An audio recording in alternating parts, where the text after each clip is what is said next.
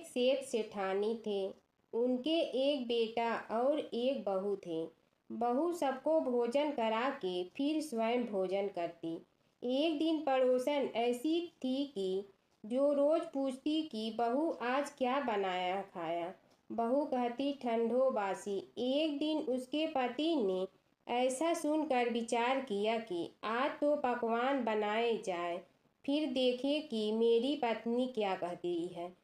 उसने तरह तरह के पकवान बनवाए और घर के सभी लोगों ने एक साथ बैठकर भोजन किया।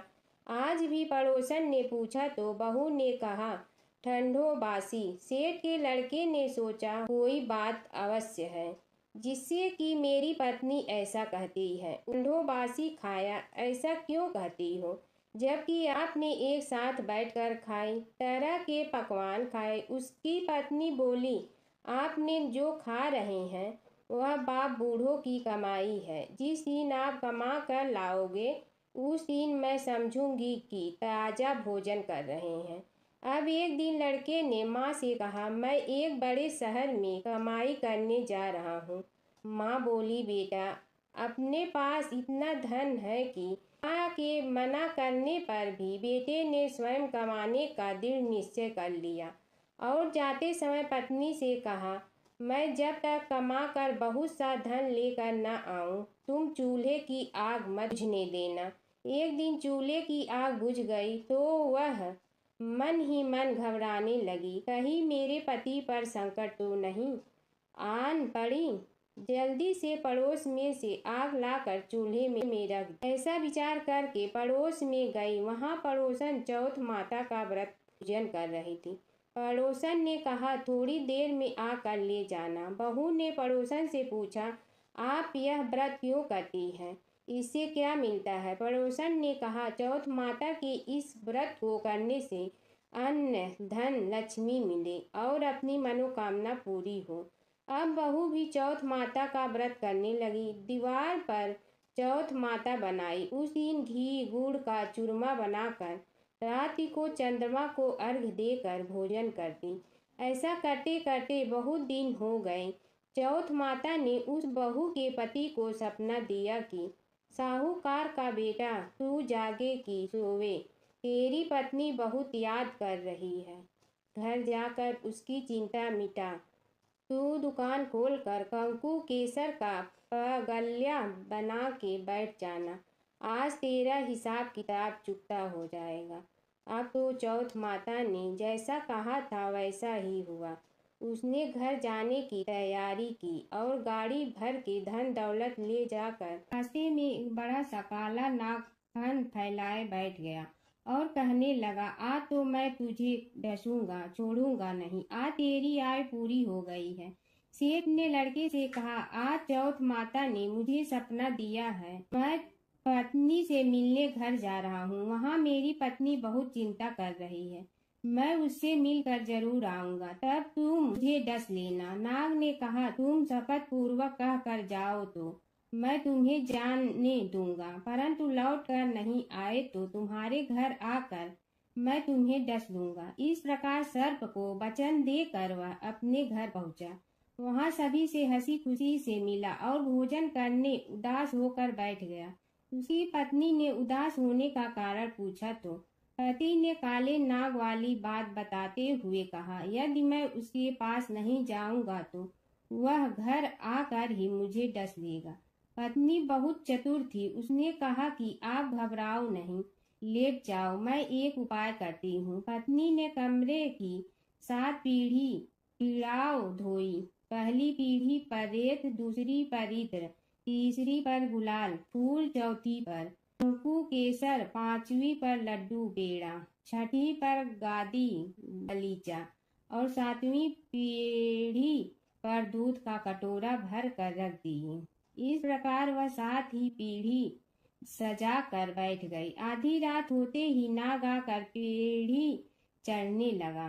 पहली पीढ़ी रेत में लौट गया और कहने लगा कि सेठ की बहू ने आराम तो बहुत दिया पर वचनों से बंध कर आया हूँ, सो डसूंगा अवश्य ही। इसी प्रकार 7 पीढ़ियों पर नाग आराम करता हुआ और कहता हुआ कि डसूंगा जरूर। कमरे में जाने ही वाला था कि चौथ माता ने विचार किया कि मैं इसे नहीं बचाऊंगी तो संसार में धर्म कर्म और व्रत पूजन को कौन मानेगा। अब तो गणेश जी, चंद्रमा जी और चौथ माता ने उसे बचाने का विचार किया। चंद्रमा जी ने उजाला किया, चौथ माता ढाल बनी और गणेश जी ने तलवार लेकर नाग को मार दिया और ढाल से ढक दिया।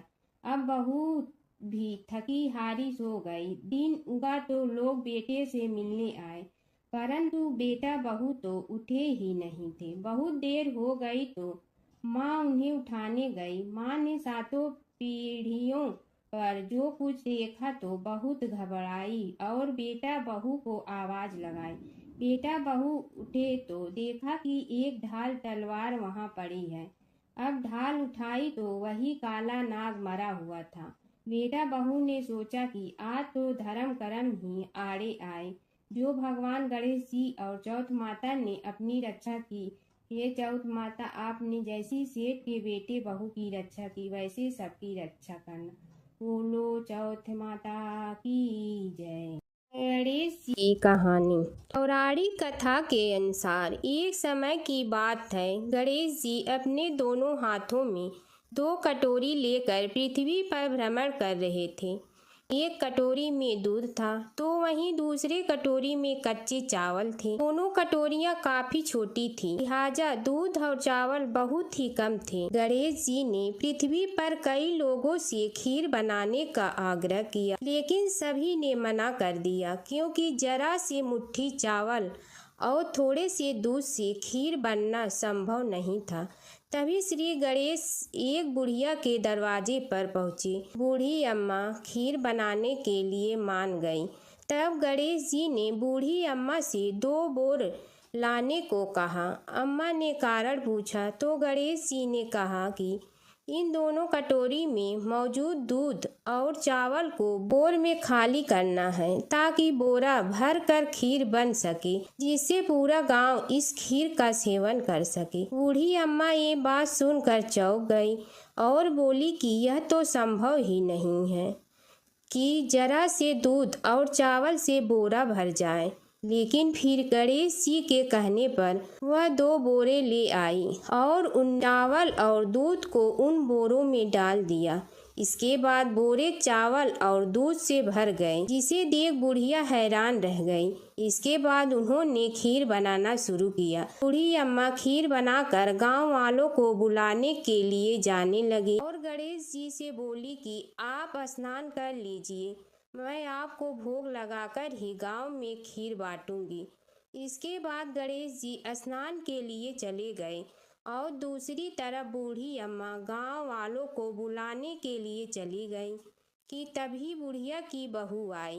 बूढ़ी अम्मा की बहू गर्भवती थी, इसलिए खीर देखकर उसका मन ललच गया और उसने सबसे पहले खीर खा ली। के बाद जब गणेश जी स्नान करके आए तब तक अम्मा भी अपने घर आ चुकी थी और उन्होंने जैसे ही गणेश जी को भोग लगाने के लिए खीर निकाला, तब गणेश जी ने भोग लगाने से मना कर दिया।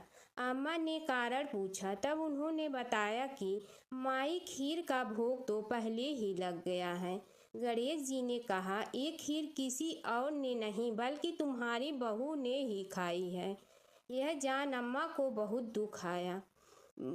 दुख हुआ और बहू को उदास मन से देखने लगी। तब श्री गणेश ने बुढ़िया को समझाया कि खीर नवजात बालक ने खाई है। गर्भवती माँ द्वारा खीर खा लेने से भोग गणेश जी को ही लगा है, क्योंकि गर्भ में पल रहा बालक सबसे शुद्ध और पवित्र माने जाते हैं। इसके बाद बुढ़िया ने गांव के सभी लोगों को खीर खिलाई, साथ ही गणेश जी ने भी खीर खाई। कहते हैं जिस दिन यह घटना हुई उस दिन चौथ थी। यही वजह है कि चौथ के दिन एक कथा जरूर सुनी जाती है। गणेश चौथ व्रत कथा के अनुसार एक समय रावण ने स्वर्ग के सभी देवताओं को जीत लिया। वह संध्या करते हुए बाली को पीछे से जाकर पकड़ लिया। वानर राज बाली रावण को अपनी बगल काख में दबाकर किष्किंधा नगरी ले आए और अपने पुत्र अंगद को खेलने के लिए खिलौने दे दिया। अंगद रावण को खिलौने समझकर रस्सी से बांधकर इधर उधर घुमाते थे। इससे रावण को बहुत कष्ट और दुख होता है। एक दिन रावण ने दुखी मन से अपने पितामह पुलस्त्य जी को याद किया। रावण की यह दशा देखकर पुलस्त्य जी ने विचारा कि रावण की यह दशा क्यों हुई। उन्होंने मन ही मन सोचा, अभिमान हो जाने पर देव, मनुष्य व असुर सभी की यही गति होती है। पुलस्त्य ऋषि ने रावण से पूछा कि तुमने मुझे क्यों याद किया। रावण बोला, पितामह, मैं बहुत दुखी हूँ। ये नगरवासी मुझे धिक्कारते हैं और अब ही आप मेरी रक्षा करें।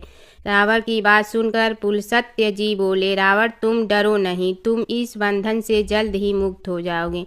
तुम विघ्न विनाशक श्री गणेश जी का व्रत करो। पूर्व काल में वृत्रासुर की हत्या से छुटकारा पाने के लिए इंद्रदेव ने भी इस व्रत को किया था, इसीलिए तुम भी इस व्रत को करो। तब पिता की आज्ञा अनुसार रावण ने भक्ति पूर्वक इस व्रत को किया और बंधन रहित हो अपने राज्य को पुनः प्राप्त किया। मान्यता अनुसार जो पर इस व्रत को श्रद्धा पूर्वक करता है उसे सफलता अवश्य प्राप्त होती है। दूसरी कथा। एक बुढ़िया थी, वह बहुत ही गरीब और दृष्टिहीन थी। उसके एक बेटा और बहू थे। वह बुढ़िया सदैव गणेश जी की पूजा किया करती थी। एक दिन गणेश जी प्रकट होकर उस बुढ़िया से बोले, बुढ़िया माँ, तू जो चाहे सो मांग ले। बुढ़िया बोली, मुझसे तो मांगना नहीं आता, कैसे और क्या मांगूं। तब गणेश जी बोले, अपने बहू बेटे से पूछ कर मांग ले। तब बुढ़िया ने अपने बेटे से कहा, गणेश जी कहते हैं तू कुछ मांग ले, बता मैं क्या मांगूं। पुत्र ने कहा, माँ तू धन मांग ले। बहू से पूछा तो बहू ने कहा, नाती मांग ले। तब बुढ़िया ने सोचा कि ये तो अपने अपने मतलब की बात कह रहे हैं। अतः उस बुढ़िया ने पड़ोसियों से पूछा तो उन्होंने कहा, बुढ़िया तू तो थोड़े दिन जिएगी, क्यों तू धन मांगे और क्यों नाती मांगे। तू तो अपनी आंखों की रोशनी मांग ले, जिससे तेरी जिंदगी आराम से कट जाए। इस पर बुढ़िया बोली, यदि आप प्रसन्न है तो मुझे 9 करोड़ की माया दे, निरोगी काया दे, अमर सुहाग दे, आंखों की रोशनी दे, नाती दे, पोता दे और सब परिवार को सुख दे और अंत में मोक्ष दे। यह सुनकर तब गणेश जी बोले, बुढ़िया माँ, तुमने तो हमें ठग लिया। फिर भी जो तूने मांगा है वचन के अनुसार सब तुझे मिलेगा। और यह कहकर गणेश जी अंतर्ध्यान हो गए। उधर बुढ़िया माँ ने जो कुछ मांगा वह सब कुछ मिल गया। हे गणेश जी महाराज, जैसे तुमने उस बुढ़िया माँ को सब कुछ दिया वैसे ही सबको देना। एक बार भगवान गणेश बाल रूप में चुटकी भर चावल और चम्मच में दूध लेकर पृथ्वी लोक में निकले। वे सबको अपनी खीर बनाने को कहे जा रहे थे, लेकिन सबने उनकी बात पर ध्यान नहीं दिया। इसी दौरान एक गरीब बुढ़िया उनकी खीर बनाने के लिए तैयार हो गई और उसने चूल्हे पर एक भिगोना रख दिया। इस पर गणेश जी ने घर का सब से बड़ा बर्तन चूल्हे पर चढ़ाने को कहा। बुढ़िया ने बाल लीला समझते हुए घर का बड़ा भगोना उस पर चढ़ा दिया। गणेश जी के दिए चावल और दूध बढ़ गए और पूरा भगोना उससे भर गया। इसी बीच गणेश जी वहां से चले गए और बोले, अम्मा जब खीर बन जाए तो बुला लेना। पीछे से बुढ़िया के बेटे की बहू ने भी चुपके से एक कटोरा खीर खाने के एक कटोरा खीर छिपा दी। अब जब खीर तैयार हो गई तो बुढ़िया माई ने आवाज़ लगाई, आजा रे गणेश खीर खा ले। बोली, आजा रे गणेशिया खीर खा ले। तभी गणेश जी वहां पहुंच गए और बोले कि मैं तो खीर पहले ही खा लिया। तब बुढ़िया ने पूछा कि कब खाई, तो वो बोले कि जब तेरी बहू ने खाई तभी मेरा पेट भर गया। बुढ़िया ने इस पर माफ़ी मांगी। इसके बाद जब बुढ़िया ने बाकी बची खीर के उपयोग के बारे में पूछा तो गणेश जी ने उसे नगर में बांटने को कहा और जो बचे उससे अपने घर में जमीन के नीचे दबा दे। अगले दिन जब बुढ़िया उठी तो उसे अपनी झोपड़ी महल में बदली हुई और खीर के बर्तन सोने जवाहरों से भरे मिले। गणेश जी की कृपा जानकर बुढ़िया काफ़ी प्रसन्न हो गई। हे गणेश भगवान जी महाराज जी, आपने जैसा फल बुढ़िया को दिया वैसा सबको देना। दूसरी कथा। एक समय की बात है कि विष्णु भगवान का विवाह लक्ष्मी जी के साथ निश्चित हो गया। विवाह की तैयारी होने लगी। सभी देवताओं को निमंत्रण भेजे गए, परंतु गणेश जी को निमंत्रण नहीं दिया। कारण जो भी रहा हो, अब भगवान विष्णु की बारात जाने का समय आ गया। सभी देवता अपनी पत्नियों के साथ विवाह समारोह में आए। उन सब ने देखा कि गणेश जी कहीं दिखाई नहीं दे रहे हैं। तब वे आपस में चर्चा करने लगे कि क्या गणेश जी को कोई न्योता नहीं दिया है या स्वयं गणेश जी ही नहीं आए हैं। सभी को इस बात पर आश्चर्य होने लगा। तभी सब ने विचार किया कि विष्णु भगवान से ही इसका कारण पूछा जाए। विष्णु भगवान से पूछने पर उन्होंने कहा कि हमने गणेश जी के पिता भोलेनाथ महादेव को न्योता भेजा है। यदि गणेश जी अपने पिता के साथ आना चाहते हैं तो आ जाते, अलग से न्योता देने की कोई आवश्यकता भी नहीं थी। दूसरी बात यह है कि उनको 1.25 मन मूंग, 1.25 मन चावल, 1.25 मन घी और 1.25 मन लड्डू का भोजन दिन भर में चाहिए। यदि गणेश जी नहीं आएंगे तो कोई बात नहीं, दूसरे के घर जाकर इतना सारा खाना पीना अच्छा भी नहीं लगता। इतनी वार्ता कर ही रहे थे कि किसी एक ने सुझाव दिया, यदि गणेश जी आ भी जाए तो उनके द्वारपाल बनाकर बैठा देंगे कि आप घर की याद रखना। आप तो चूहे पर बैठकर धीरे धीरे चलोगे तो बारात से बहुत पीछे रह जाओगे। यह सुझाव भी सबको पसंद आ गया तो विष्णु भगवान ने भी अपनी सहमति दे दी।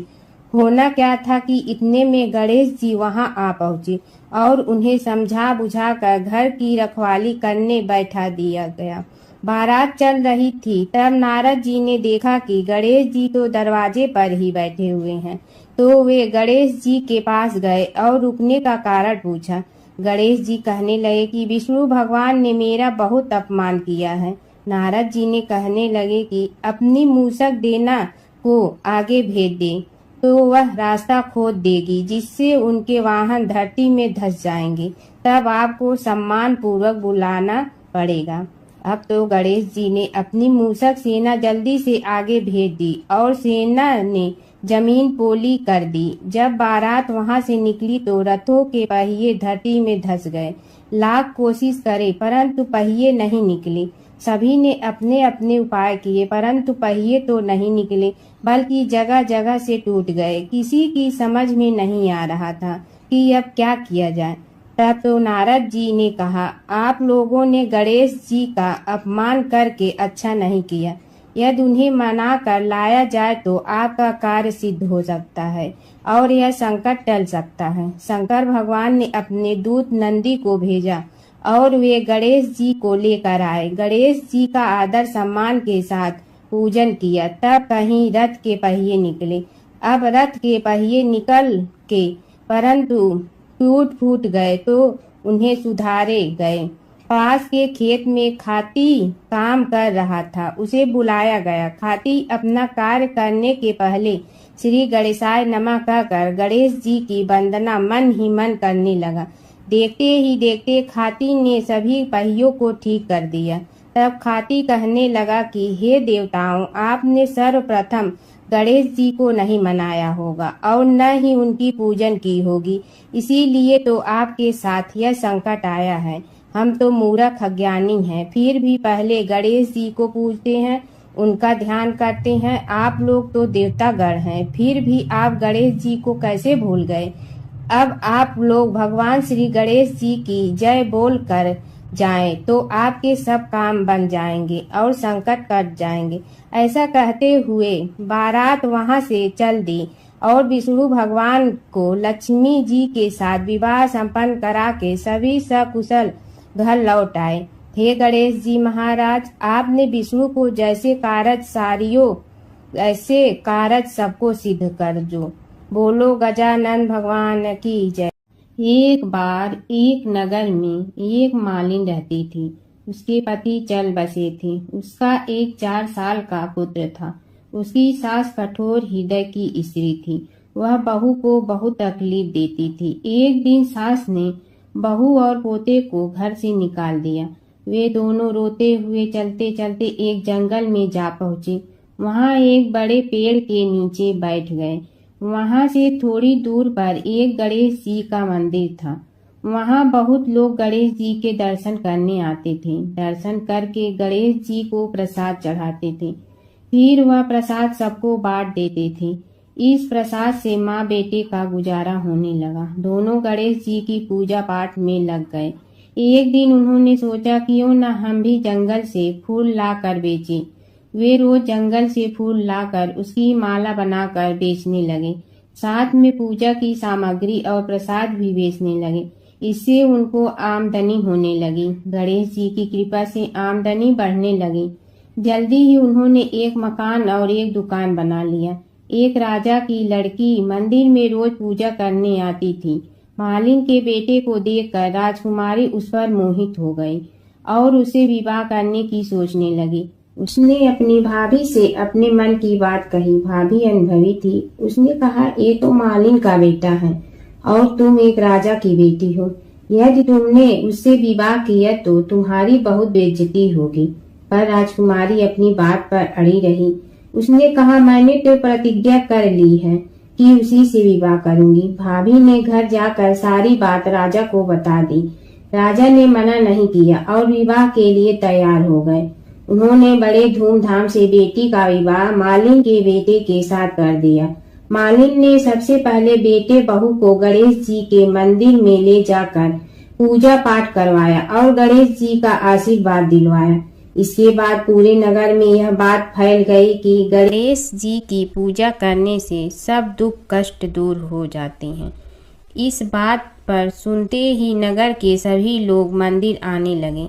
मालिन और उसके बेटे की बिक्री और बढ़ गई। उधर उसकी सास के बुरे दिन आ गए। अन्नदाता उससे रूठ गए और वह भूखों मरने लगी। एक दिन वह रोती धोती उसी गणेश जी के मंदिर में आ पहुंची। वहाँ वह मालिन के बेटे से बोली, मैं भूखी हूँ, मुझे रोटी कपड़ा दे दो, इसके बदले में तुम्हारा सारा काम कर दूंगी। लड़के को दया आ गई और उसे काम पर रख लिया। उसने अपनी दादी को नहीं पहचाना। जब मालिन घर आई तो उसने सास को पहचान लिया। वह सास से बोली, सासू जी आप यहाँ कैसे? सास ने पोते की तरफ इशारा करके कहा, मेरी इस सेठ के यहाँ नौकरी लग गई है। बहू बोली, यह आपका पोता है और यह घर भी आपका ही है, यह दुकान भी आपकी ही है। जब आपने हमें घर से निकाला तब गणेश जी ने हमारी रक्षा की। बहू की बात सुनकर सास बोली, मेरी करनी मैं भोगूंगी। बहू बोली, सासू जी अब आप हमारे यहाँ रहो और पोते का सुख देखो। ये गणेश जी महाराज, जैसा सुख आपने मालिन को दिया वैसा ही सुख सबको देना। एक समय की बात है, एक भाई बहन रहते थे। बहन का नियम था कि वह अपने भाई का चेहरा देखते ही खाना खाती थी। हर रोज वह सुबह उठती थी और जल्दी जल्दी सारा काम करके अपने भाई का मुंह देखने के लिए उसके घर जाती थी। एक दिन रास्ते में एक पीपल के नीचे गणेश जी की मूर्ति रखी थी।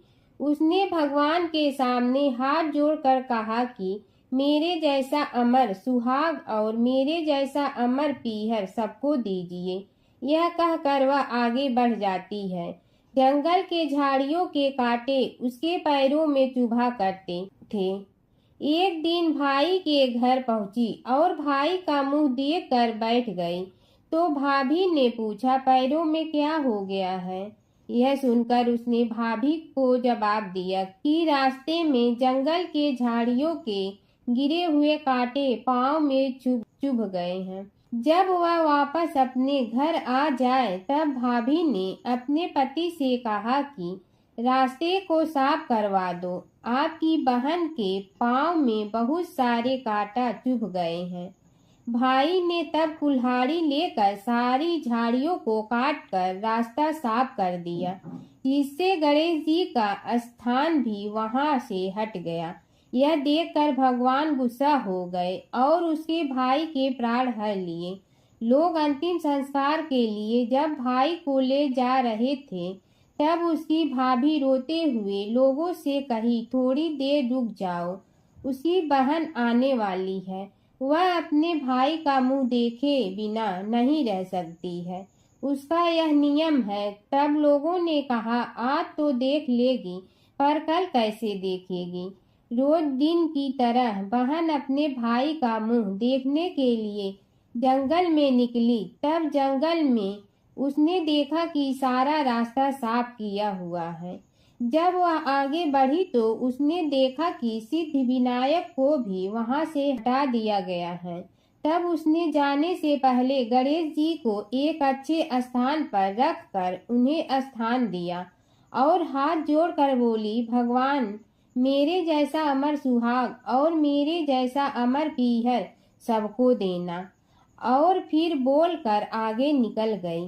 भगवान सोचने लगे, अगर इसकी नहीं सुनी तो हमें कौन मानेगा, हमें कौन पूजेगा। तब सिद्धि विनायक ने उसे आवाज दी, बेटी इस खेजड़ी की 7 पत्तियां लेकर जा और उसे कच्चे दूध में धोकर भाई के ऊपर छींटा मार देना, वह उठकर बैठ जाएगा। यह सुनकर जब बहन जब पीछे मुड़ी तो वहां कोई नहीं था। फिर वह यह सोचने लगी कि ठीक है, जैसा सुना वैसा कर लेती हूँ। फिर वह 7 खेजड़ी की पत्तियां लेकर अपने भाई के घर पहुंची। उसने देखा वहां कई लोग बैठे हुए हैं। भाभी बैठी रो रही है और भाई की लाश रखी है। तब उसने पत्तियों को बताए हुए नियम के तहत भाई के ऊपर इस्तेमाल किया। तब भाई उठकर बैठ गया। भाई बोला बहन से, मुझे बहुत ही गहरी नींद आ गई थी। तब बहन बोली, यह नींद किसी दुश्मन को भी न आए। और उसने सारी बात अपने भाई को बता दी। प्राचीन काल की बात है। नैमिषारण्य क्षेत्र में ऋषि, महर्षि और साधु संतों का समाज जुड़ा था। उसमें श्री सूत जी भी विद्यमान थे। शौनक जी ने उनकी सेवा में उपस्थित होकर निवेदन किया कि हे अज्ञान रूप घोर तिमिर को नष्ट करने में करोड़ों सूर्यों के समान प्रकाशमान श्री सूत जी हमारे कानों के लिए अमृत के समान जीवन प्रदान करने वाले कथा तत्व का वर्णन कीजिए। हे सूत जी, हमारे हृदयों में ज्ञान के प्रकाश की वृद्धि तथा भक्ति, वैराग्य और विवेक की उत्पत्ति जिस कथा से हो सकती हो, वह हमारे प्रति कहने की कृपा कीजिए। शौनक जी की जिज्ञासा से सूत जी बड़े प्रसन्न हुए। पुरातन इतिहासों के स्मरण से उनका शरीर पुलकायमान हो रहा था। वे कुछ देर उसी स्थिति में विराजमान रहकर कुछ विचार करते रहे और अंत में बोले, शौनक जी, इस विषय में आपके चित्त में बड़ी जिज्ञासा है। आप धन्य हैं जो सदैव ज्ञान की प्राप्ति में तत्पर रहते हुए विभिन्न पुराण कथाओं की जिज्ञासा रखते हैं। आज मैं आपको ज्ञान के परम स्रोत रूप श्री गणेश जी का जन्म कर्म रूप चरित्र सुनाऊंगा।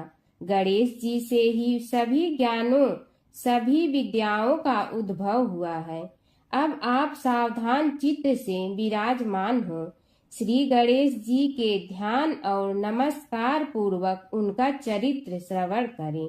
नमस्तस्मै गणेशाय ब्रह्मा विद्या प्रदायिनी यनागस्त्यसमः साक्षात विघ्न सागर सोषणे।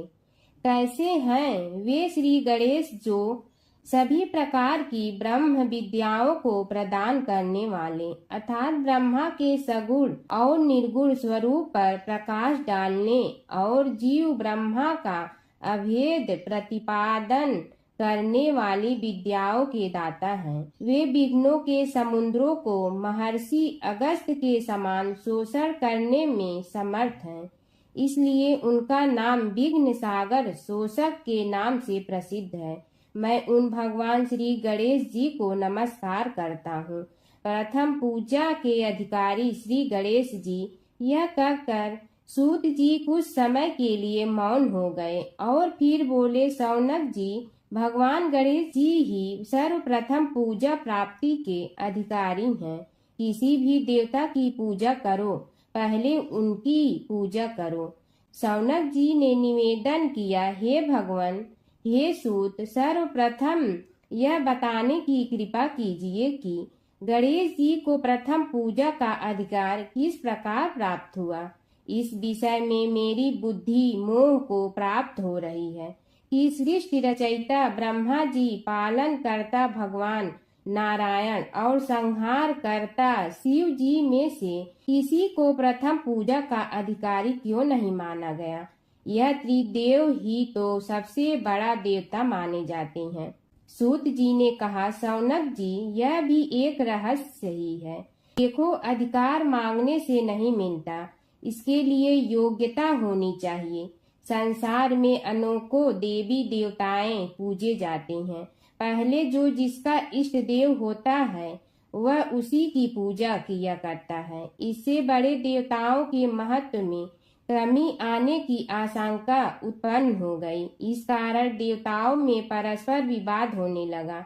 वे उसका निर्णय प्राप्त करने के लिए शिव जी के पास पहुंचे और प्रणाम करके पूछने लगे, प्रभु, हम सब में प्रथम पूजा का अधिकारी कौन है? शिव जी सोचने लगे कि किसे प्रथम पूजा का अधिकारी माने।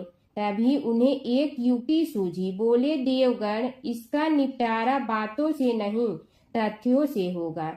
इसके लिए एक प्रतियोगिता रखनी होगी, शिव की परिक्रमा करने की प्रतियोगिता।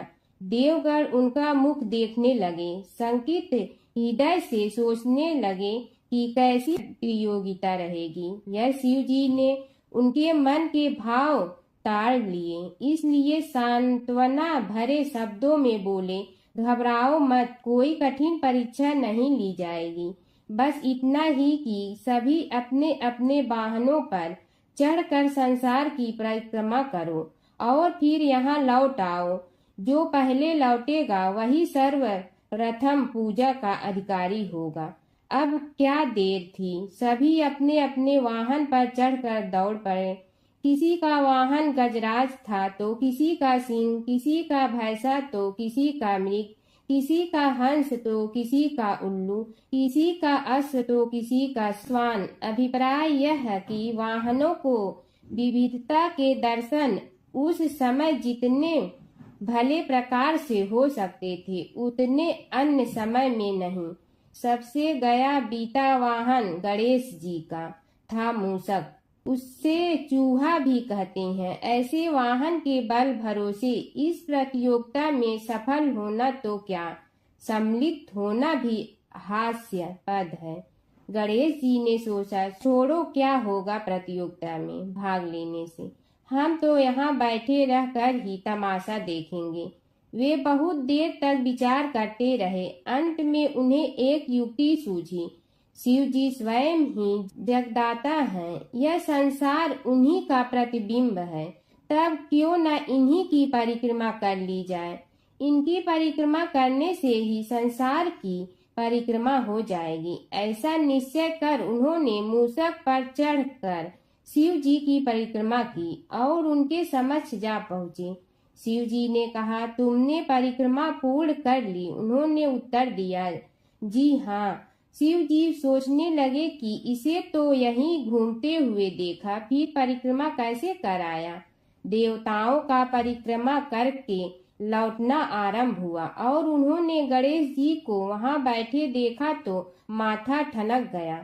फिर भी साहस करके बोले, अरे तुम विश्व की परिक्रमा के लिए नहीं गए? गणेश जी ने कहा, अरे मैं कब का यहाँ आ गया। देवता बोले, तुम्हें तो कहीं भी नहीं देखा। गणेश जी ने उत्तर दिया, देखते कहाँ से, समस्त संसार शिव जी में विद्यमान है। इनकी परिक्रमा करने से ही संसार की परिक्रमा पूर्ण हो गई। सूत जी बोले, शौनक, इस प्रकार गणेश जी ने अपनी बुद्धि के बल पर ही विजय प्राप्त कर ली। उनका कथन सत्य था, इसलिए कोई विरोध करता भी तो कैसे। बस उसी दिन से गणेश जी की प्रथम पूजा होने लगी है। माता सीता की कथा। यह कहानी सीता माता कहती थी और श्री राम इसे सुना करते थे। एक दिन श्री राम भगवान को किसी काम के लिए बाहर जाना पड़ा तो सीता माता कहने लगी कि भगवान, मेरा तो 12 वर्ष का नित्य नियम है। अब आप बाहर जाएंगे तो मैं अपनी कहानी किसे सुनाऊंगी। श्री राम ने कहा कि तुम कुएं की पाल पर जाकर बैठ जाना और वहां जो औरतें पानी भरने आएंगी उन्हें अपनी कहानी सुना देना। सीता माता कुएं की पाल पर जाकर बैठ जाती हैं। एक स्त्री आई, उसने रेशम की जड़ी की साड़ी पहन रखी थी और सोने का घड़ा ले रखा था। सीता माता उसे देख कहती हैं कि बहन, मेरा 12 वर्ष का नितनेम सुन लो। पर वह स्त्री बोली कि मैं तुम्हारा नितनेम सुनूंगी तो मुझे घर जाने में देरी हो जाएगी और मेरी सास मुझसे लड़ेंगी। उसने कहानी नहीं सुनी और चली गई। उसकी रेशम जड़ी की साड़ी फट गई। सोने का घड़ा मिट्टी के घड़े में बदल गया। सास ने देखा तो पूछा कि ये किसका दोष अपने सिर लेकर आ गई है। बहू ने कहा कि कुएं पर एक औरत बैठी थी। उसने कहानी सुनने के लिए कहा, लेकिन मैंने सुनी नहीं, जिसका यह फल मिला है। बहू की बात सुनकर अगले दिन वही साड़ी और घड़ा लेकर सास कुएं की पाल पर गई। सास को वहीं माता सीता बैठी मिली तो माता सीता ने कहा कि बहन, मेरी कहानी सुन लीजिए। सास बोली कि एक बार छोड़, मैं तो 4 बार कहानी सुन लूंगी। राम आए लक्ष्मण आए देश के पुजारी आए, नित नेम का नेम लाए आओ राम बैठो राम। तपी रसोई जियो राम, माखन मिश्री खाओ राम। दूध बतासा पियो राम, सूत के पल का मोठो राम। साल दुसाला पोठो राम, साल दुसाला ओढ़ो राम। जब बोलो जब राम ही राम, राम संवारे सबके काम। खाली घर भंडार भरेंगे, सबका बेड़ा पार करेंगे। श्री राम जय राम जय जय राम। सास बोली कि बहन, कहानी तो बहुत अच्छी लगी। कहानी सुनकर सास घर चली गई और उसकी साड़ी फिर से रेशम जड़ी की बन गई। मिट्टी का घड़ा फिर सोने के घड़े में बदल गया। बहू कहने लगी, सासू माँ, आपने ये सब कैसे किया? सास ने कहा कि बहू, तू दोष लगा के आई थी और मैं अब दोष उतार कर आ रही हूँ। बहू ने फिर पूछा कि वह कुएं वाली स्त्री कौन है? सास बोली कि वे सीता माता थीं। वे पुराने से नया कर देती हैं, खाली घर में भंडार भर देती हैं। वह लक्ष्मी जी का वास घर में कर देती हैं। आदमी की जो भी इच्छा हो उसे पूरा कर देती हैं। बहू बोली कि ऐसी कहानी मुझे भी सुना दो। सास बोली कि ठीक है, तुम भी सुनो। और सास ने कहानी शुरू की। राम आए लक्ष्मण आए देश के पुजारी आए, नित नेम का नेम लाए आओ राम बैठो राम। तपी रसोई जियो राम, माखन मिश्री खाओ राम। दूध बतासा पियो राम, सूत के पल का मोठो राम। साल दुसाला पोठो राम, साल दुसाला ओढ़ो राम। जब बोलो जब राम ही राम, राम संवारे सबके काम। खाली घर भंडार भरेंगे, सबका बेड़ा पार करें। श्री राम जय जय राम। कहानी सुनकर बहू बोली कि कहानी तो बहुत अच्छी है। सास ने कहा कि ठीक है, इस कहानी को रोज कहा करेंगे। अब सास बहू रोज सवेरे उठती, नहाती धोती और पूजा करने के बाद नितनेम की सीता की कहानी कहती। एक दिन उनके यहाँ एक पड़ोस की औरत आई और बोली कि बहन, जरा सी आँच दे ना। तो वह बोली कि आज तो अभी हमने जलाई ही नहीं। पड़ोसन ने कहा कि तुम सुबह 4 बजे से उठकर क्या कर रही हो? फिर उन्होंने कहा कि सुबह उठकर हम पूजा करते हैं, फिर सीता माता की नितनेम की कहानी कहते हैं। पड़ोसन ने उसकी बात सुनकर फिर कहा कि सीता माता की कहानी कहने से तुम्हें क्या मिलता है? वे बोली कि इनकी कहानी कहने से घर में भंडार भर जाते हैं, सारे काम सिद्ध होते हैं, मन की इच्छा भी पूरी हो जाती है। पड़ोसन कहती है कि बहन, ऐसी कहानी तो मुझे भी सुना दो। फिर वह बोली कि ठीक है, तुम भी यह कहानी सुन लो। राम आए लक्ष्मण आए देश के पुजारी आए, नित नेम का नेम लाए आओ राम बैठो राम। सारी कहानी सुनने के बाद पड़ोसन कहने लगी, बहन, कहानी तो मुझे बहुत अच्छी लगी। अब वह पड़ोसन भी नित नेम सीता माता की कहानी कहने लगी। कहानी कहने से सीता माता ने पड़ोसन के भी भंडार भर दिए। अब तो पूरे मोहल्ले में नित नेम की कथा चल पड़ी। हर किसी की मनोकामना पूरी होने लगी। हे सीता माता, जैसे आपने उनके भंडार भरे, वैसे ही आप हमारे भी भंडार भरना, सबकी भरना, कहानी सुनने वाले के भी और कहानी कहने वाले के भी। सूत जी बोले, हे शौनक जी, यह एक तथ्य है कि गणेश जी ही उसके पात्र हैं। वे बड़े देवता का भी कार्य सिद्धि में विघ्न उपस्थित होने पर उन विघ्न राज का आश्रय न लिया हो। हे शौनक, वे देव भी बड़े दयालु हैं। नाम तो शिव जी का ही आशुतोष है, किंतु वे सर्वात्मा और सर्वरक्षक प्रभु तो शिव जी की अपेक्षा भी शीघ्र ही प्रकट हो जाते हैं। उनका भक्त कभी किसी संकट में नहीं पड़ता। यदि प्रारब्ध वशात कभी किसी विपत्ति में पड़ भी जाता है तो गणेश्वर की उपासना करने पर उनके अनुग्रह से उनके समस्त दुख दूर होकर परम सुख की प्राप्ति होती है। शौनक ने कहा, हे सूत जी, हे महाभाग, हे प्रभु, मैं गणेश जी के विभिन्न चरित्रों का अध्ययन करना चाहता हूँ, तो मुझे बताइए कि किस ग्रंथ का अवलोकन करूँ। हे दयामय, आपको तो उनके समस्त चरित्र विदित है कि यदि आप ही उन्हें सुनाने की कृपा करें तो मेरा अत्यधिक उपकार होगा। सूत जी बोले, हे शौनक भगवान, गणेश्वर के इतने चरित्र हैं कि उन सब का कथन इस जीवा से संभव नहीं, क्योंकि प्रभु अनंत, प्रभु चरित्र अनंता वाली बात समस्त विद्वान ऋषि मुनि कहते हैं। फिर भी गणेश जी प्रथम पूजा के अधिकारी होने के कारण समस्त देव चरित्रों में जुड़े हुए हैं, इसलिए उनका प्रभाव भी सर्वाधिक व्यापक है। हे मुने, हे शौनक, वे भगवान सर्व समर्थ हैं। वे सभी का तिरस्कार करने में समर्थ हैं, किंतु उनका तिरस्कार कोई भी नहीं कर सकता। यह त्रिलोक्य उन्हीं भगवान के संकेत पर नित्य करता है। इसकी समस्त क्रियाएं उन्हीं की इच्छा पर आश्रित हैं। हे शौनक भगवान गणेश्वर स्वयं कहते हैं, शिवे विष्णु च शक्तौ च सूर्ये मयि निराधिप यो भेद बुद्धि योग स सम्य योगो मतो मम।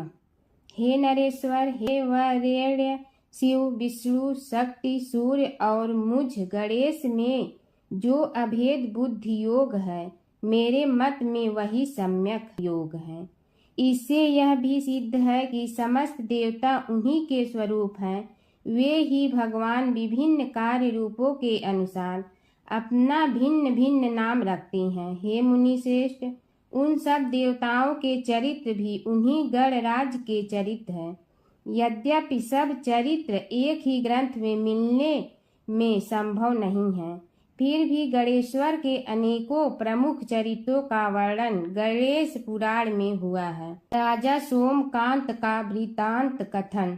शौनक जी ने पूछा, हे प्रभु, गणेश पुराण का आरंभ किस प्रकार हुआ, यह मुझे बताने की कृपा करे। इस पर सूत जी ने कहने लगे, हे शौनक, यद्यपि गणेश पुराण है तो बहुत प्राचीन, क्योंकि भगवान गणेश्वर तो आदि हैं। न जाने कब से गणेश जी अपने उपासकों पर कृपा करते चले आ रहे हैं। उनके अनंत चरित्र हैं, जिनका संग्रह एक महापुराण का रूप ले सकता है। उसे एक बार भगवान नारायण ने नारद जी को और भगवान ने शंकर और जगन जननी पार्वती जी को सुनाया था। बाद में वही पुराण संक्षेप रूप में ब्रह्मा जी ने महर्षि वेद व्यास को सुनाया और फिर व्यास जी ने महर्षि भृगु को सुनाया। भृगु ने कृपा करके सौराष्ट्र के एक राजा सोमकांत को सुनाया था। तब से वह पुराण अनेक कथाओं में विस्तृत होता रहा और अनेक कथाओं से रहित होता हुआ अनेक रूप में प्रचलित है। शौनक जी ने पूछा, भगवान, आप यह बताने का कष्ट करें कि राजा सोमकांत कौन था। उसने महर्षि से गणेश पुराण का श्रवण कहाँ किया था, उस पुराण के श्रवण से उसे क्या क्या उपलब्धियां हुई। हे नाथ, मुझे श्री गणेश्वर की कथा के प्रति उत्कंठा बढ़ती ही जा रही है। सूत जी बोले, हे शौनक, सौराष्ट्र के देवनगर नाम की एक प्रसिद्ध राजधानी थी। वहाँ का राजा सोमकांत था। वह अपनी प्रजा का पुत्र के समान पालन करता था। वह वेद ज्ञान संपन्न, शस्त्र विद्या में पारंगत एवं प्रबल प्रतापी राजा समस्त राजाओं में मान्य तथा अत्यंत वैभवशाली था। उसका ऐश्वर्य कुबेर के भी ऐश्वर्य को लज्जित करता था। उसने अपने पराक्रम से अनेकों देश जीत लिए थे। उसकी पत्नी अत्यंत रूपवती, गुणवती, धर्माज्ञा एवं पतिव्रत धर्म का पालन करने वाली थी। वह सदैव अपने प्राणनाथ की सेवा में लगी रहती थी। उसका नाम सुधर्मा था। जैसे वह प्रतिव्रता थी, वैसे ही राजा भी एक पत्नी व्रता का पालन करने लगा। उसके हेमकांत नामक एक सुंदर पुत्र था। वह भी सभी विद्याओं का ज्ञाता और अस्त्र शस्त्रादि के अभ्यास में निपुण हो गया था। यह सभी श्रेष्ठ लक्षणों से संपन्न सद्गुणी एवं प्रजा जनों के हितों का अत्यंत पोषक था।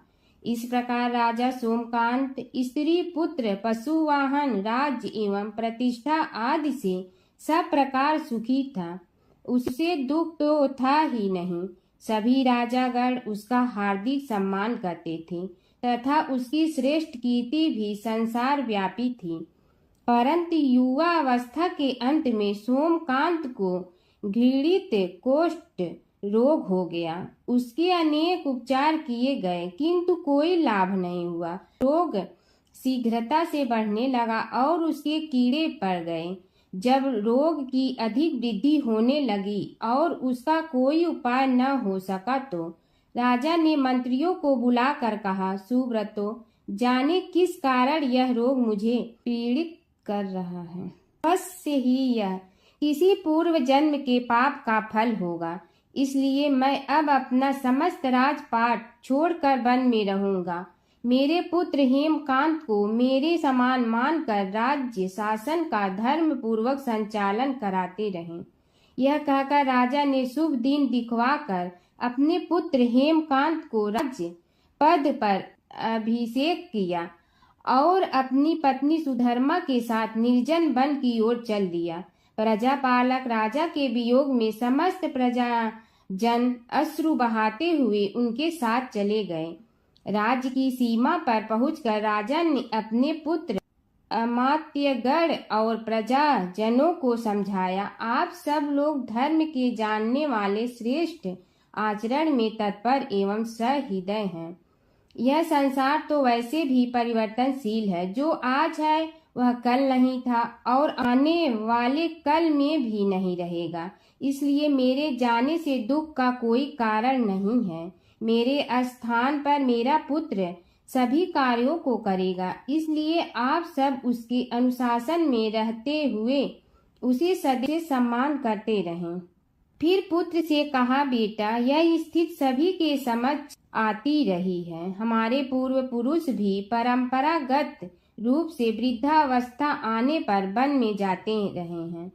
मैं कुछ समय पहले ही वन में जा रहा हूँ, तो कुछ पहले या पीछे जाने में कोई अंतर नहीं पड़ता।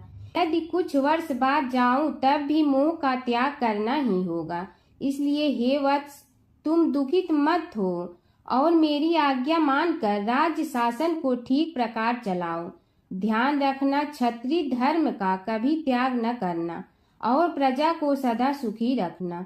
इस प्रकार राजा सोमकांत ने सभी को समझा बुझाकर वहां से वापस लौट आया और स्वयं अपनी पतिव्रता भार्या के साथ वन में प्रवेश किया। पुत्र हेमकांत के आग्रह से उसने सुबल और ज्ञान गम्य नामक 2 आत्माओं को भी साथ ले लिया।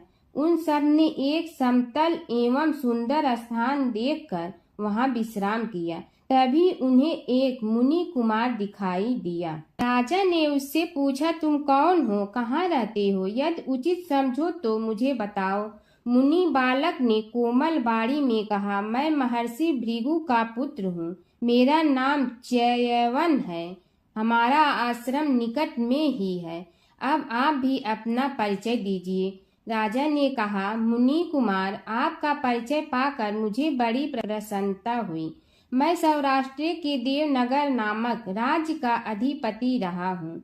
अब अपने पुत्र को राज्य देकर मैंने अरण्य की शरण ली है। मुझे कुष्ठ रोग अत्यंत पीड़ित किए हुए हैं। उसकी निवृत्ति का कोई उपाय करने वाला हो तो कृपा कर मुझे बताइए।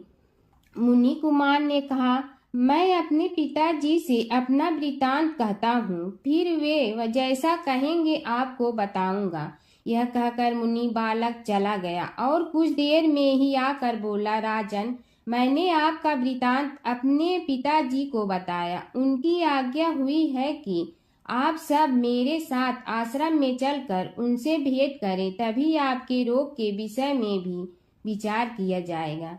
राजा सोमकांत के पूर्व जन्म का वृत्तांत भृगु द्वारा वर्णन।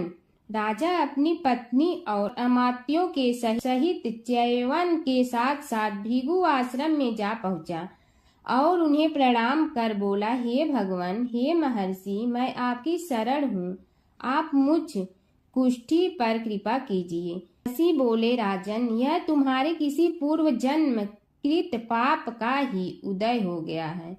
इसका उपाय मैं विचार करके बताऊंगा। आज तो तुम सब स्नान आज से निवृत्त होकर रात्रि विश्राम करो।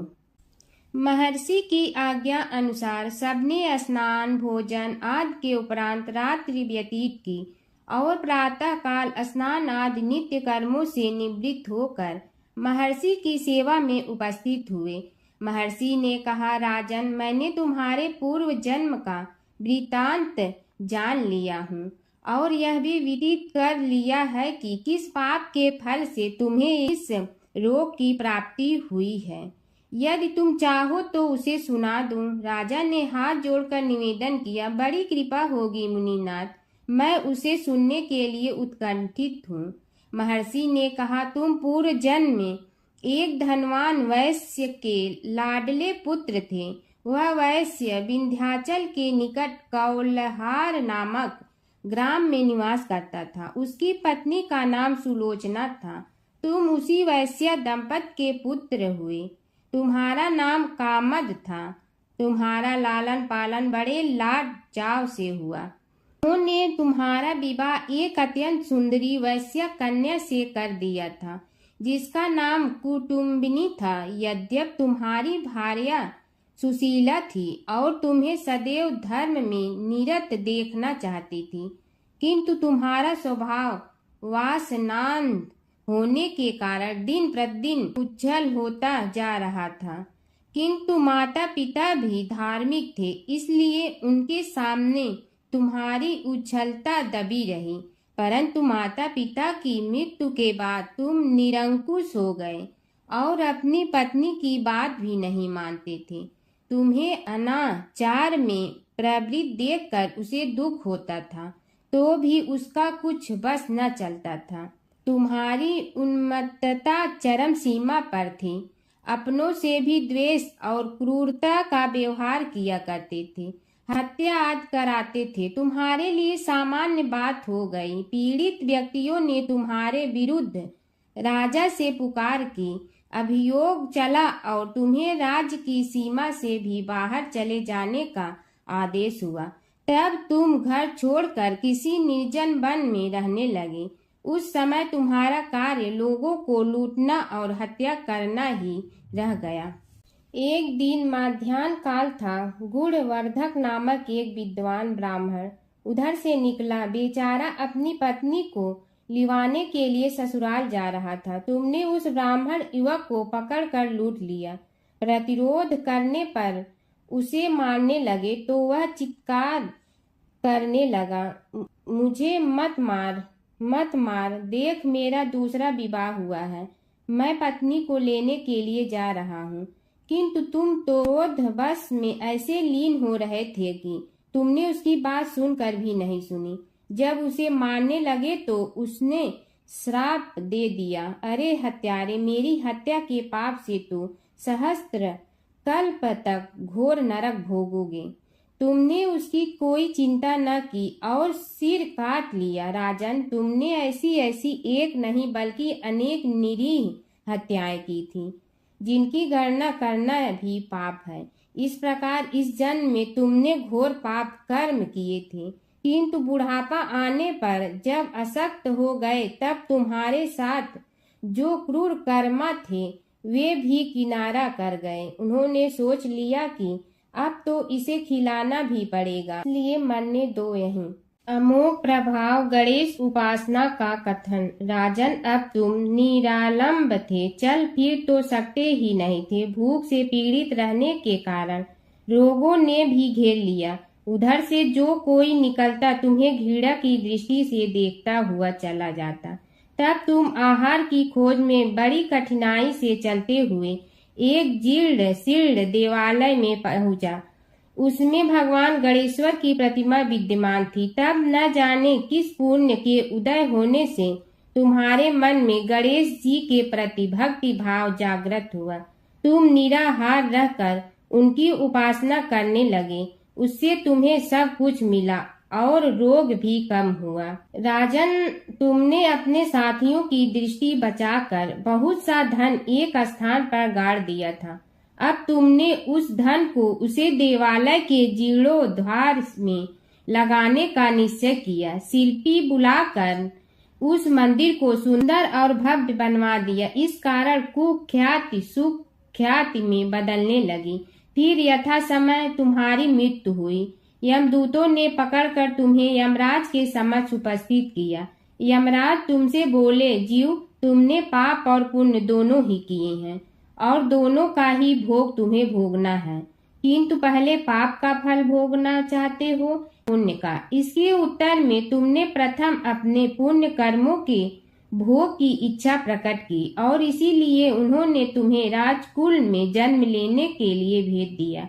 पूर्व जन्म में तुमने भगवान गणाध्यक्ष का सुंदर एवं भव्य मंदिर बनवाया था, इसलिए तुम्हें सुंदर देह की प्राप्ति हुई। यह कहकर महर्षि भृगु कुछ रुके। उन्होंने देखा कि राजा को इस वृतांत पर शंका हो रही है। तभी महर्षि के शरीर में असंख्य विकराल पक्षी उत्पन्न होकर राजा की ओर झपटे।